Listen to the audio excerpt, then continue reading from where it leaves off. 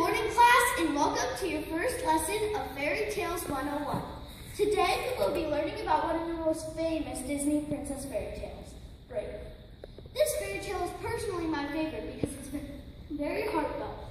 All the characters arouse my emotions, happy, sad, scared, and it even brings out suspense. I'm super excited for the first day of my new job, so let's get started. Why I think you should like fairy tales. You should like fairy tales because they are a wonderful way to escape reality. Your imagination is your strongest personality. Reading fairy tales can make you think long and hard and develop a fresh and even more creative mind. It's like inserting you into another world. Maybe people like fairy tales because they probably want their happily ever after, or maybe a couple wishes granted.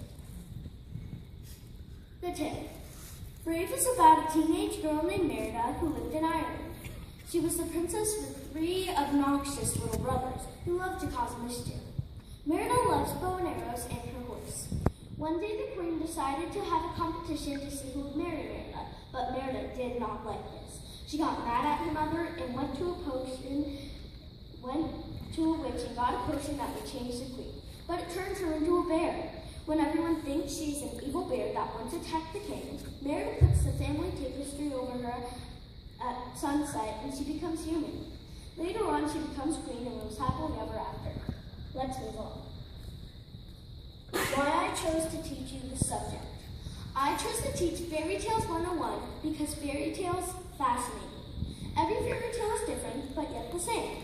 It's fun to imagine all the characters going on an adventure or dueling dragons or falling into a deep sleep that can only be awakened by true love's kiss.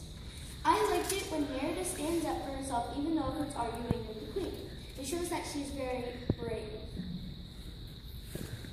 Let's review what ring, that's the bell, and so my fellow peoples, ask not what fairy tales do for you, but what you do for fairy tales.